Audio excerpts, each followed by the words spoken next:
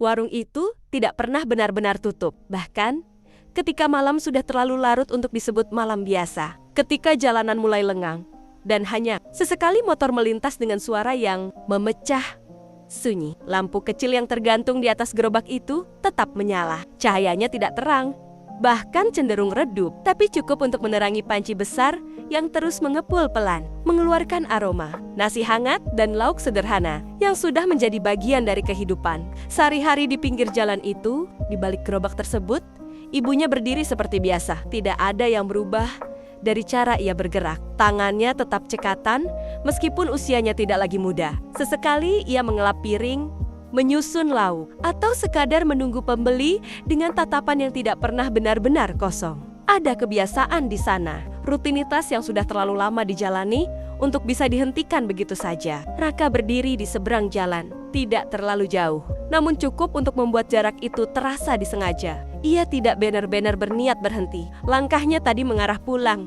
seperti biasa setelah pulang kerja. Namun entah kenapa, ketika sampai di titik itu, kakinya melambat, lalu berhenti. Pandangannya secara otomatis tertuju ke arah warung itu, tempat yang seharusnya terasa biasa baginya, tapi justru menjadi tempat yang paling ingin ia hindari. Ia memasukkan kedua tangannya ke dalam saku celana, berdiri dengan posisi sedikit menyamping, seolah ia hanya kebetulan berhenti di sana. Padahal matanya tidak lepas dari satu titik. Ibunya, seorang pembeli, datang. Pria paruh baya, mungkin pekerja malam atau tukang ojek yang sedang beristirahat. Ibunya langsung tersenyum, menyambut dengan suara yang hangat seperti biasa. "Makan, Pak?" tanyanya. Tidak ada lelah di suaranya, tidak ada keluhan, seolah semua yang ia lakukan itu ringan. Padahal Raka tahu itu tidak ringan. Ia pernah ada di sana dulu, sebelum semuanya berubah. Raka mengalihkan pandangan sejenak, menghela napas pendek, lalu menatap kembali. Ia tidak tahu kenapa ia masih berdiri di situ, tidak mendekat, tapi juga tidak pergi. Ada sesuatu yang membuatnya tetap di tempat, meskipun ia sendiri tidak bisa menjelaskan apa. Sampai akhirnya, ibunya melihat ke arahnya, hanya sekilas. Namun, cukup. Raut wajah ibunya berubah sedikit, bukan kaget, bukan juga heran. Lebih seperti lega, seolah ia sudah melihat Raka dari tadi, tapi menunggu waktu yang tepat untuk memastikan. "Mas, makan," panggilnya. Nada yang sama seperti ke pembeli lain, namun berbeda, lebih lembut, lebih dekat. Raka langsung menegang. Ia tidak mendekat, tidak juga menjawab, hanya berdiri. Dan di dalam dirinya, sesuatu langsung naik. Perasaan yang sudah terlalu familiar, tidak nyaman. Bukan karena panggilan itu, tapi karena situasinya, karena tempatnya, karena kemungkinan orang lain melihat. "Nggak usah panggil aku kayak gitu di sini," katanya akhirnya, tanpa menatap langsung. Suaranya tidak keras, namun cukup jelas. Ibunya terdiam. Tangan yang tadi sedang memegang sendok berhenti sesaat. Bukan lama, namun cukup untuk terasa. "Kenapa?" tanyanya pelan. Raka menggeser berat badannya. Jelas tidak nyaman. Ia melirik ke sekeliling, memastikan tidak ada orang yang ia kenal. "Banyak orang kantor lewat sini," jawabnya singkat. Kalimat itu keluar begitu saja, tanpa dipikir panjang. Namun setelah diucapkan, ia tahu apa artinya. Ibunya mengangguk kecil. Tidak ada perubahan besar di wajahnya. Tidak marah, tidak tersinggung, hanya menerima. "Ya sudah, ibu nggak panggil lagi," katanya pelan. Dan seperti itu saja, selesai. Tidak ada yang diperdebatkan, tidak ada yang dijelaskan. Namun sesuatu di udara berubah. Raka merasa itu, tapi ia tidak ingin memikirkannya. Ia mengangguk singkat, lalu berbalik. Langkahnya lebih cepat dari sebelumnya, seolah semakin jauh dari tempat itu. Semakin baik. Namun setelah beberapa langkah, ia merasa sesuatu tertinggal. Ia tidak menoleh, tidak pernah. Padahal ia tahu ibunya masih di sana, masih berdiri, masih melayani pembeli berikutnya, masih tersenyum, seolah tidak terjadi apa-apa.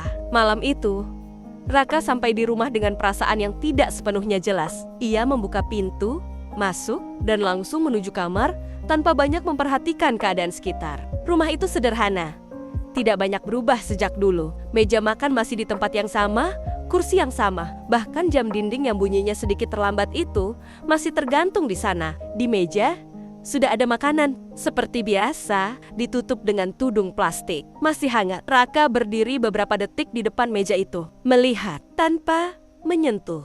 Ia tahu siapa yang menyiapkan. Ia tahu kapan dibuat. Ia tahu semua itu. Namun, entah kenapa, ia tidak langsung duduk. Ia hanya berdiri.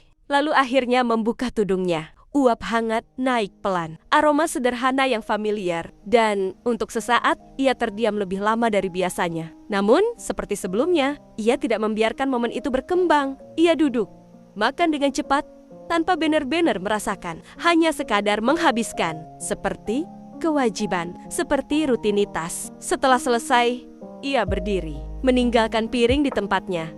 Lalu masuk ke kamar. Pintu ditutup, lampu dimatikan, dan malam berlanjut seperti biasa. Namun yang tidak ia sadari, malam itu tidak sepenuhnya sama. Karena ada satu hal kecil yang berubah. Sangat kecil, hampir tidak terasa, namun nyata.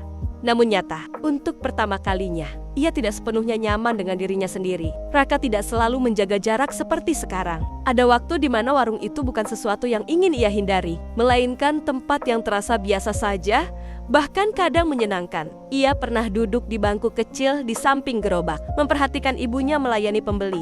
Sesekali ikut membantu mengambilkan sendok atau membungkus nasi. Tidak ada rasa malu waktu itu. Tidak ada perasaan ingin bersembunyi. Semua terasa wajar. Namun hal-hal seperti itu tidak hilang dalam satu hari. Tidak ada satu momen besar yang langsung mengubah semuanya. Perubahan itu datang perlahan, hampir tidak terasa, sampai akhirnya menjadi sesuatu yang sulit ditarik kembali. Awalnya dari hal kecil, komentar teman, tawa yang tidak jelas ditujukan ke siapa, pertanyaan yang terdengar biasa, tapi meninggalkan sesuatu. Rumah kamu di situ ya, yang ada warung pinggir jalan itu? Waktu pertama kali mendengar itu, Raka hanya mengangguk, tidak merasa perlu menyembunyikan. Namun setelah itu, ada perasaan aneh yang muncul. Bukan marah, bukan tersinggung, tapi sesuatu yang membuatnya berpikir lebih lama dari yang seharusnya. Ia mulai memperhatikan bagaimana teman-temonia berbicara, bagaimana mereka menceritakan keluarga mereka, orang tua yang bekerja di kantor, usaha yang lebih besar, atau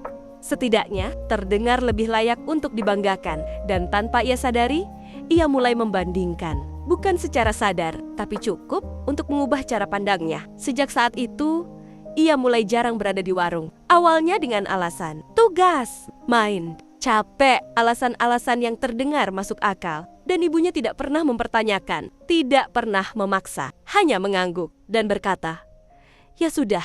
Namun semakin lama, alasan itu tidak lagi diperlukan. Raka tidak perlu menjelaskan, karena ia sudah terbiasa tidak ada, dan ibunya sudah terbiasa tidak bertanya. Disitulah jarak itu mulai terbentuk, bukan karena konflik, bukan karena pertengkaran, tapi karena kebiasaan yang terus diulang sampai terasa normal. Saat masuk SMA, perubahan itu semakin jelas. Lingkungan baru, teman-teman baru, dan standar yang berbeda. Raka mulai lebih memperhatikan penampilan, cara bicara, bahkan tempat ia berasal. Ia mulai memilih apa yang ingin ia ceritakan dan apa yang sebaiknya tidak disebut. Ketika ada yang bertanya tentang orang tuanya, ia menjawab singkat, "Ibu di rumah." Tidak salah.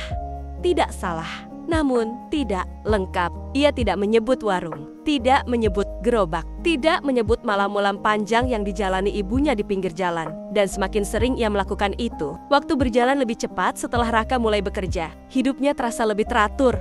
Setidaknya di permukaan, pagi berangkat, sore pulang, akhir bulan menerima gaji. Ia mulai merasa dirinya berhasil bukan dalam arti besar, tapi cukup untuk membuatnya merasa berbeda dari masa lalu yang perlahan ia tinggalkan. Ia mulai membeli pakaian baru, memperbaiki cara bicara, dan berusaha menyesuaikan diri dengan lingkungan kantor yang menurutnya lebih layak untuk masa depannya. Di sana, semua orang tampak memiliki latar belakang yang rapi. Orang tua yang bekerja di kantor, usaha yang jelas, kehidupan yang mudah dijelaskan tanpa harus disembunyikan. Dan tanpa ia sadari, Raka mulai membangun versi dirinya yang baru, versi yang tidak memasukkan ibunya di dalamnya. Suatu siang, saat jam makan, beberapa rekan kerjanya mengajaknya makan di luar. Tempatnya tidak jauh dari kantor, tapi cukup ramai. Mereka duduk bersama, berbicara santai, membahas hal-hal ringan, sampai akhirnya pembicaraan beralih ke keluarga. "Orang tua kamu kerja apa, Ra?" tanya salah satu dari mereka.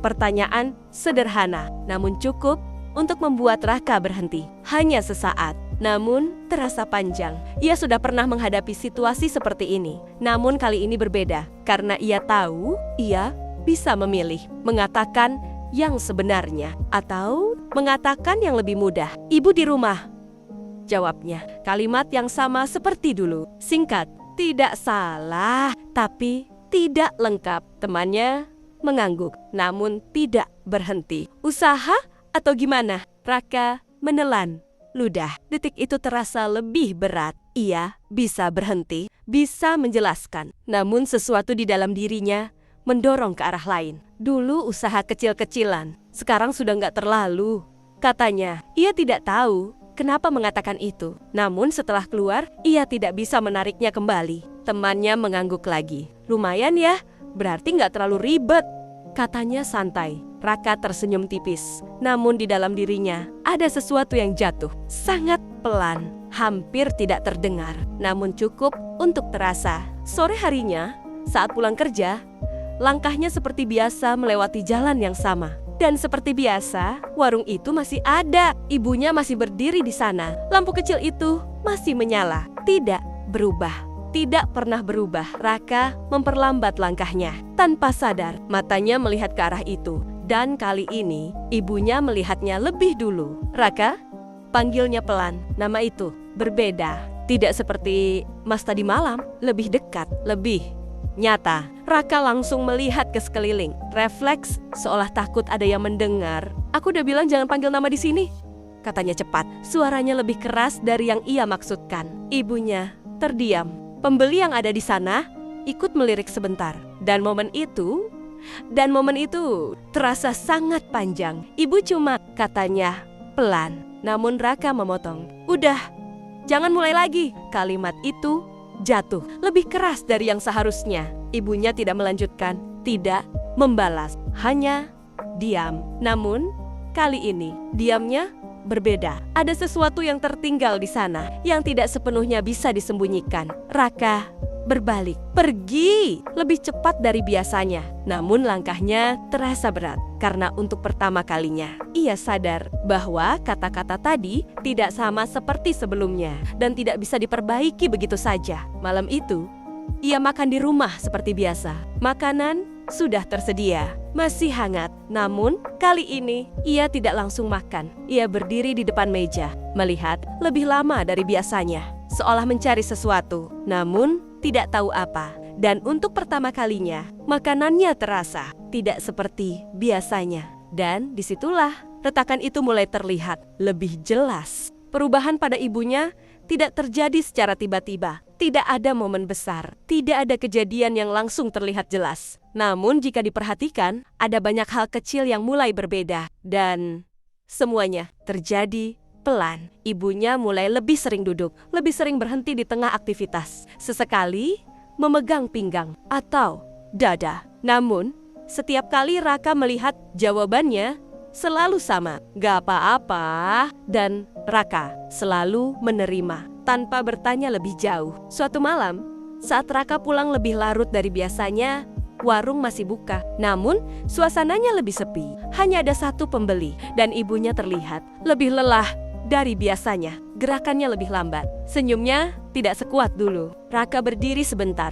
melihat. Dan untuk pertama kalinya, ia benar-benar memperhatikan. Namun seperti biasa, ia tidak mendekat. "Ibu pulang duluan ya," kata ibunya tiba-tiba pada pembeli. Pembeli itu mengangguk. Raka terkejut sedikit. Itu tidak biasa. Warung jarang tutup sebelum larut. Ibunya membereskan pelan, lebih pelan dari biasanya. Dan saat ia berdiri, tubuhnya sedikit goyah. Hanya sebentar. Namun, Raka melihat itu jelas. Namun, tetap ia tidak bergerak. Hanya berdiri dan menunggu, seolah itu bukan urusannya. Ibunya berjalan mendekat, melihat Raka, tersenyum. "Lagi, sudah makan?" tanyanya. Kalimat yang sama, seperti dulu, seperti selalu. Raka mengangguk. "Iya." Ibunya mengangguk juga, lalu berjalan masuk rumah, pelan-pelan.